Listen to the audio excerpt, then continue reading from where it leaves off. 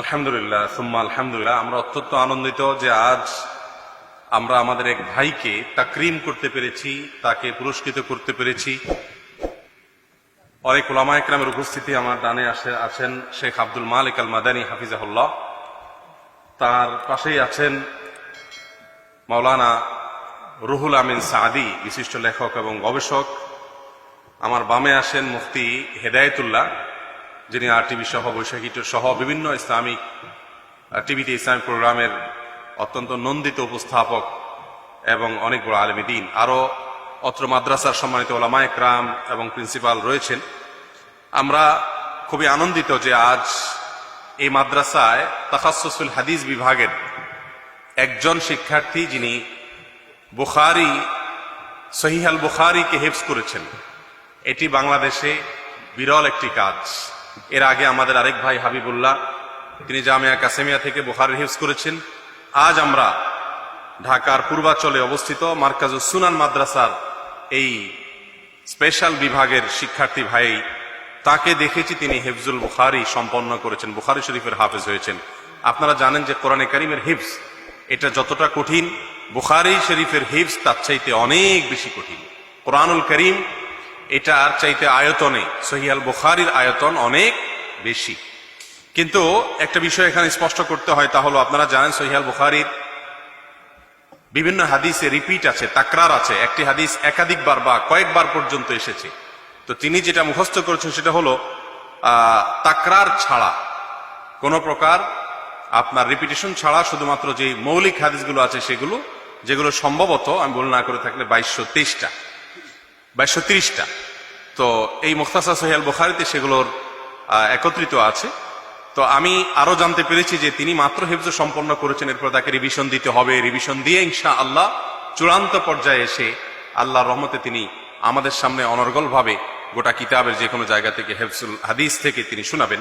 তো তারপরও আমি আজকের অনুষ্ঠান উপলক্ষে তার কাছ থেকে কিছু হাদিস শুনতে চাইব, অন্তত বিশেষ কিছু কিছু অধ্যায়ের। যেমন আমি শুনতে চাইব যে কিতাবুস সালাহ থেকে একটা হাদিস আপনি একটু আমাদেরকে শুনান দিন, এবং সেটা কোন বাবের বলবেন। জি,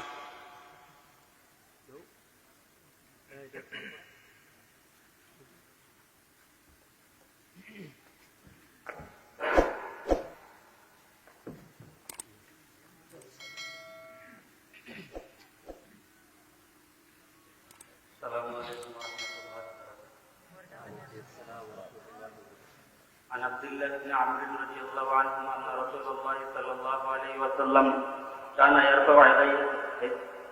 يرفع يديه حذو منكبيه إذا افتتح الصلاة وإذا كبر للركوع وإذا رفع رأسه من الركوع رفعهما كذلك أيضا، وقال سمع الله لمن حمده ربنا ولك الحمد، وكان لا يفعل ذلك في السجود.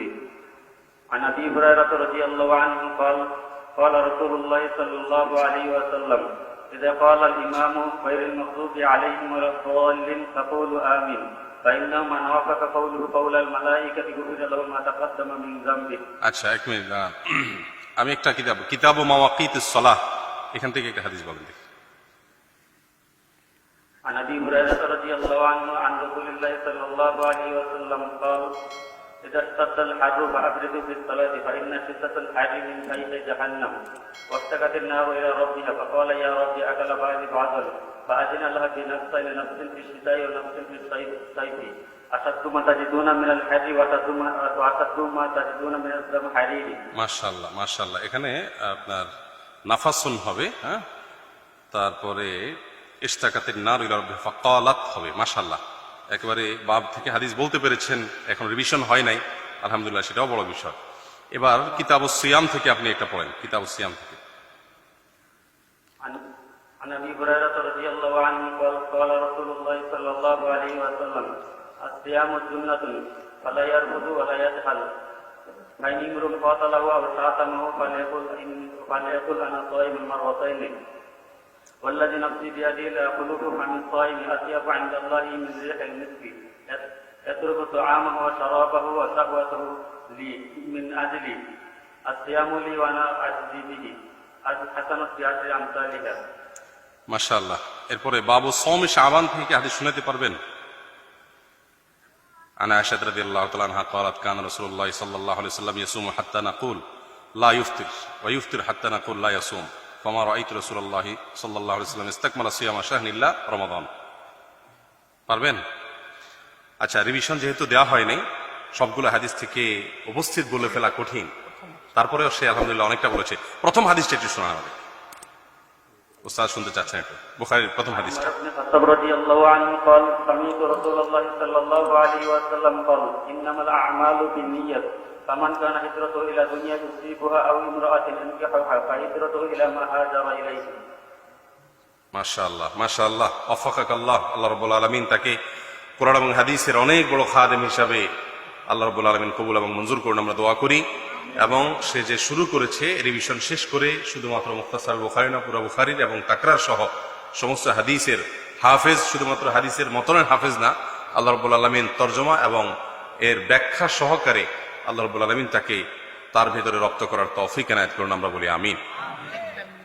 জি বলেন। আলহামদুলিল্লাহ, সম্মানিত উপস্থিতি, আমরা সাহেবকে আজকে পেয়ে আমরা অত্যন্ত আনন্দিত এবং গর্বিত যে সাহেবের মাধ্যমে আমাদের এই ছেলে আজকে সেই ল্যাপটপ গ্রহণ করেছে এবং বুখারী মুখস্থ করার ব্যাপারটি আমরা সাহেবের মাধ্যমে সংবর্ধনা এবং সম্মাননা দেওয়া হয়েছে। হাদিস হিফজ করার ব্যাপারে আমার একটা স্বপ্ন ছিল ছোট সময় থেকে, যে আমরা যে দাওরায় হাদিস পড়ি, এগুলো যদি সবগুলো হাদিস আমাদের ছেলেরা মুখস্থ করতে পারতো, তবে জাতির কতই না উপকার হতো। জাতির মধ্যে থেকে সব ধরনের বিধান এবং শিক্ষা জ্ঞান এগুলো দূরে সরে যেত, প্রকৃত ইসলামের স্বাদ মানুষ খুঁজে পেত। প্রায় দীর্ঘ বহু বছর গবেষণা করতে করতে আমি চেষ্টা করেছিলাম যে প্রায় ইতিহাসের কিতাবের মধ্যে প্রায় 35,000 হাদিস আছে, এগুলোকে যদি তাকরার ছাড়া করা হয় তাহলে মাত্র হয়তো 5-7,000 হবে। শুরু করলাম বুখারী নিয়ে গবেষণা। আমরা কয়েকজন বন্ধু মিলে টিম তৈরি করলাম যে আমরা বুখারীর মধ্যে যে হাদিসগুলো আছে তাকরার ছাড়া, এগুলিকে আমরা একত্রিত করব। যদি একত্রিত করি তবে হয়তো অনেক কমে যাবে, আর এটা যদি মুখস্থ করানো যায় তাহলে সমস্ত বুখারী তার মুখস্থ হয়ে যাবে। বহু বছর গবেষণা করতে করতে আমরা পরে আলহামদুলিল্লাহ আল্লাহর মেহেরবানিতে এক উস্তাদের মাধ্যমে শেখ ডক্টর মুফতিউদ্দিন সাহেবের সাথে বিষয়টা নিয়ে পরামর্শ করেছিলাম। উনি বলছে আত-তাজরিদ নামে একটা সংক্ষিপ্ত বুখারী হয়তো পাওয়া যেতে পারে, বাজারে খুঁজে দেখো।